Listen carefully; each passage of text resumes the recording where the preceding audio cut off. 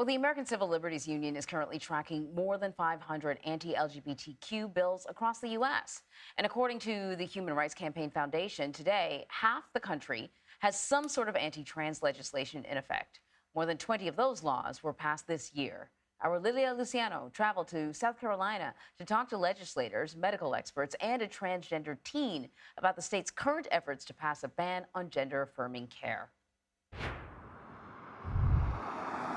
So once a week, I take out this 1 milliliter needle and I fill it full of testosterone. This here helps me with just reversing the puberty that I previously went through. I started taking testosterone after puberty, so around when I was 12 or 13.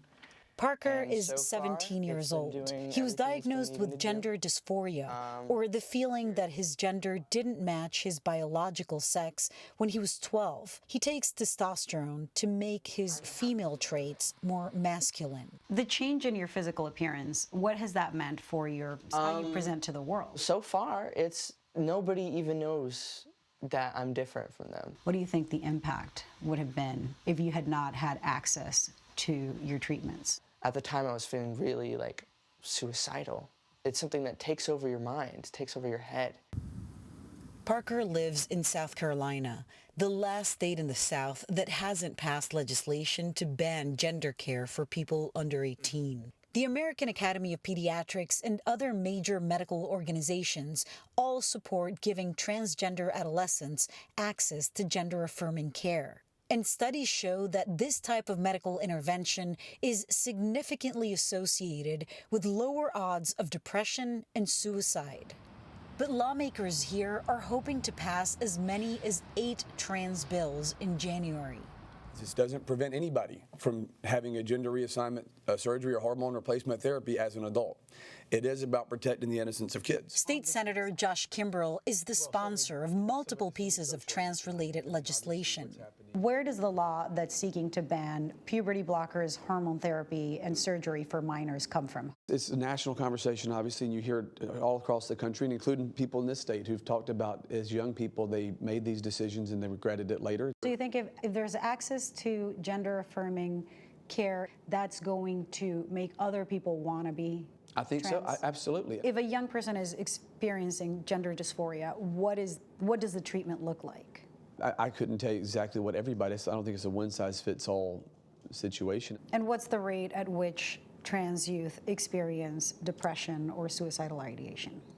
Well, again, there's studies all over the place on this. I'm just going to say I know that it's a high number. And how many families who have trans children did you talk to before authoring this bill?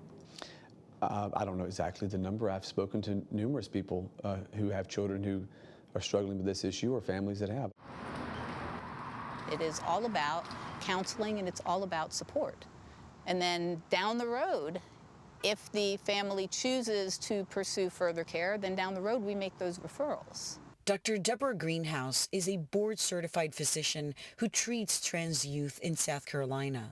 Why is it important that adolescents and children have access to these treatments, not just wait till they're 18? The problem is that we know the suicide rate and the suicide attempt rate is so high.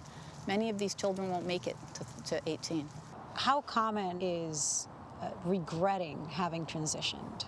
Is it a common phenomenon? No, it is not. If you base your policy on the fear of people detransitioning, you're completely ignoring the much, much larger group of children and adolescents that are being affected by this. Modern-day transgender legislation dates back to the 1990s, when the first key mention of the word transgender was recorded in a congressional hearing. In March of 2013, the first bathroom bill was introduced in Arizona. 3 years later, a law restricting the participation of transgender athletes in high school sports was proposed in South Carolina. And in early 2019, the U.S. Supreme Court ruled that banning transgender people from the military was legal. I brought a map because I want to have kind of a visual representation just to understand how widespread the legislation that restricts gender-affirming care is. Dr. Kirk Randazzo teaches American politics at the University of South Carolina.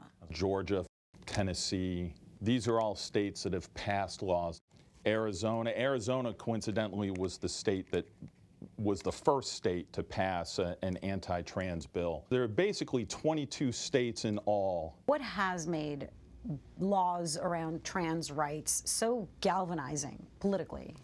So I think the biggest issue is the fact that in the last couple of years, we've seen the abortion debate relatively decided. There's no other big issue that resonates or galvanizes with the evangelical Christian base, the conservative political ideology, but the reality is less than 1% of the population is trans. What would you want politicians who are working to ban gender-affirming therapy and care to understand? That it's not something that I'm using to hurt anybody. I've heard that they assume that people who are trans are confused.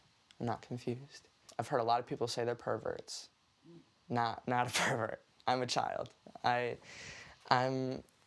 have no ill will towards anybody, you know, even people who don't understand. Lilia Luciano, CBS News, South Carolina. Well, all week long, CBS News will be taking a look at the issues that matter to Americans, from the economy and immigration to issues of democracy and other social and cultural issues, including abortion and transgender legislation.